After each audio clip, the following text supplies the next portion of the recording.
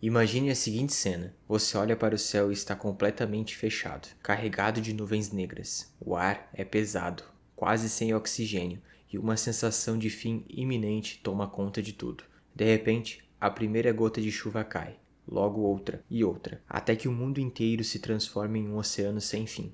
Essa é a imagem que atravessou culturas, religiões e séculos. A ideia de um grande dilúvio que devastou a Terra. A versão mais conhecida está na Bíblia, com Noé, a arca e os animais. Mas acredite, a narrativa de uma inundação universal aparece em todas as grandes civilizações da antiguidade. É como se esse episódio estivesse gravado na memória coletiva da humanidade. Entre os sumérios e babilônios, encontramos a epopeia de Gilgamesh, escrita mais de 1000 anos antes da Bíblia. Ali, um homem chamado Utnapishtim recebe a ordem dos deuses para construir um barco gigantesco e salvar sua família de um dilúvio que destruiria a humanidade. As semelhanças com Noé são impressionantes. Um escolhido, uma embarcação, animais preservados e um mundo devastado pela água. Na Grécia, a história se repete com Deucalião e Pirra. Eles são advertidos por Zeus, constroem uma embarcação e, depois da inundação, repovoam a terra. Já entre os povos indígenas das Américas, existem relatos de uma fúria das águas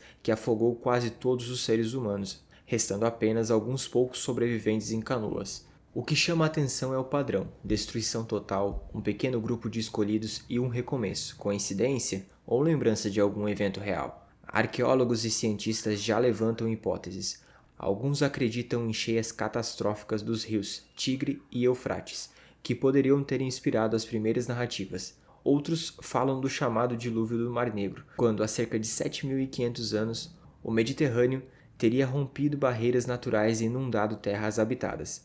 Ainda há quem associe a tsunamis ou grandes inundações locais que marcaram profundamente as populações.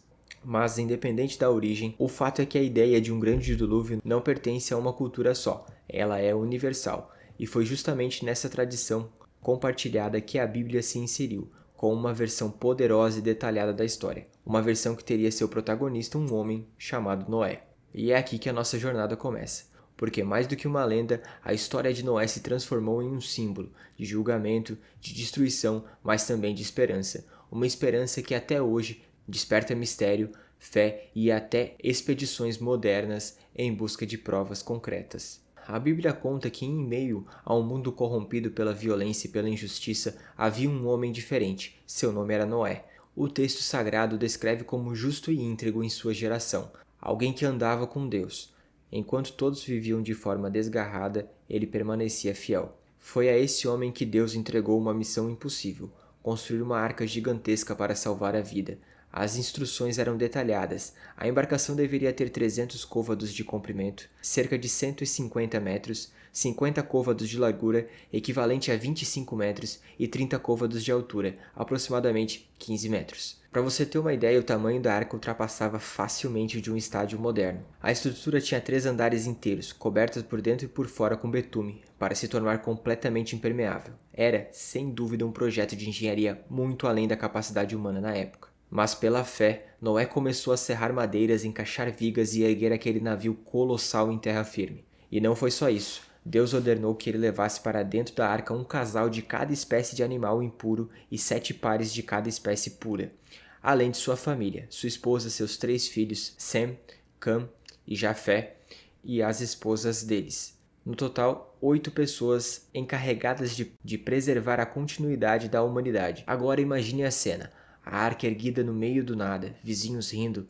chamando Noé de louco. A cada martelada, ele parecia dizer ao mundo que acreditava no impossível. A fé o sustentava diante da zombaria. E então, quando chegou o tempo, os animais começaram a entrar na arca. Uma procissão viva, um espetáculo impossível de ignorar. Pássaros, répteis, mamíferos de todos os tamanhos, cada espécie representada. Noé entrou e a porta foi fechada.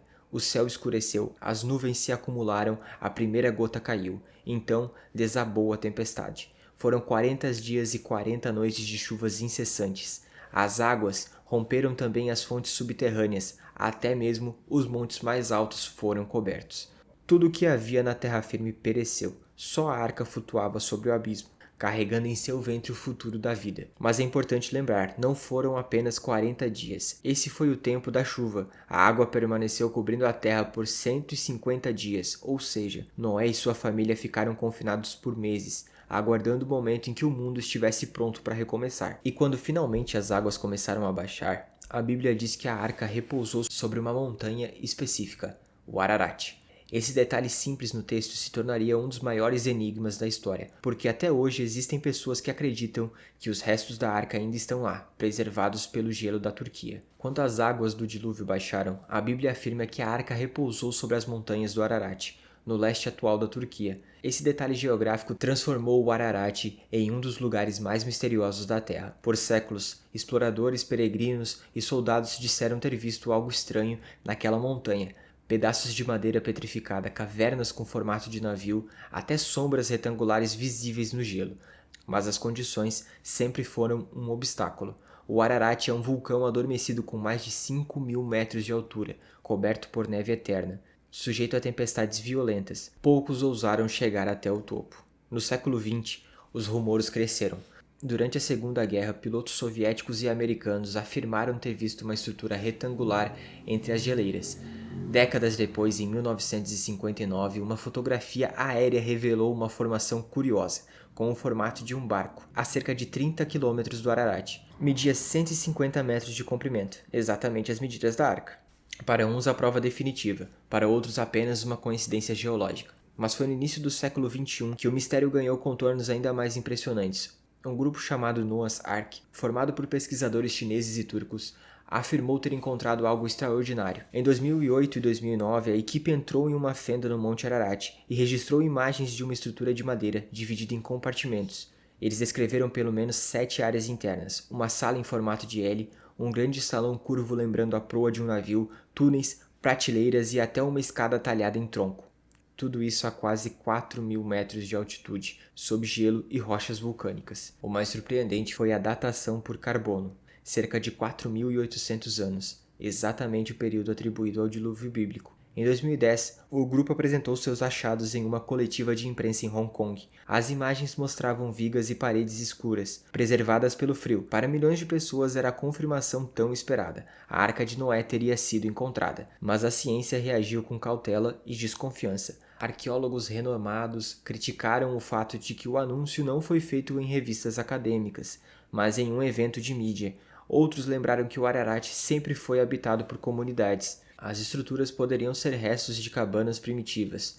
Houve até acusações de fraude. Alguns disseram que pedaços de madeira teriam sido levados até lá de propósito. Os exploradores negaram categoricamente. Segundo eles, não havia interesse em enganar ninguém. E é justamente aqui que a história entra em território nebuloso, porque até hoje a localização exata do sítio nunca foi revelada. O grupo alega querer proteger o lugar contra saqueadores, mas essa decisão só alimenta suspeitas. Afinal, se a descoberta fosse real, por que não permitir que equipes independentes confirmassem? Por outro lado, as imagens existem, e quem as assiste sente que algo realmente está escondido naquele gelo. Estruturas muito retas, muito simétricas para serem obra do acaso. Seja qual for a verdade, esse episódio reacendeu como nunca o interesse pela arca. Expedições e debates explodiram no mundo inteiro, e o Monte Ararat voltou ao centro do imaginário popular, como se guardasse em silêncio um segredo milenar. Talvez a arca nunca seja encontrada, talvez já tenha sido e ainda não sabemos. Mas uma coisa é certa, o mistério permanece. Depois de atravessarmos milênios de histórias, lendas e descobertas, chegamos a uma pergunta inevitável. Afinal, a Arca de Noé existiu de fato? Se um dia ela for encontrada e comprovada cientificamente, sem sombra de dúvida, será uma das maiores descobertas arqueológicas da humanidade. Seria como colocar em nossas mãos um elo concreto entre fé e história, um testemunho físico de que o relato bíblico aconteceu. Mas se nunca for encontrada, isso realmente diminuiria sua força? Talvez não, porque a arca não é apenas uma embarcação de madeira descrita nas escrituras. Ela é um símbolo, símbolo de renovação, de esperança e da capacidade humana de recomeçar. O arco-íris, segundo a Bíblia, foi o sinal da aliança divina após o dilúvio. Até hoje continua sendo lembrado como promessa de que sempre haverá uma nova chance depois da tempestade. E talvez essa seja a maior lição histórica. Não precisamos esperar um cataclismo para mudar a nossa trajetória. Vivemos em um mundo marcado por crises ambientais, sociais e espirituais, e a mensagem da arca nos convida a pensar. O que faríamos se tivesse uma segunda oportunidade? Talvez a verdadeira arca não esteja escondida em uma montanha, mas dentro de cada um de nós, na nossa capacidade de preservar a vida, cuidar do planeta e aprender com os erros do passado. E você, o que pensa? Acredita que a Arca de Noé esteja lá, adormecida sobre o gelo do Monte Ararat, esperando ser revelada? Ou acha que sua maior força está no simbolismo que atravessa culturas e séculos? Deixe sua opinião nos comentários. Se esse vídeo despertou a sua curiosidade, não esqueça de curtir, se inscrever e ativar o sininho para acompanhar os próximos conteúdos. Aqui, sempre buscamos trazer histórias que misturam fé, mistério e ciência, de um jeito envolvente e reflexivo. É claro, não pare por aqui. O próximo vídeo já está aparecendo na tela e tenho certeza de que ele vai te surpreender tanto quanto esse. Muito obrigado pela sua companhia e até a próxima.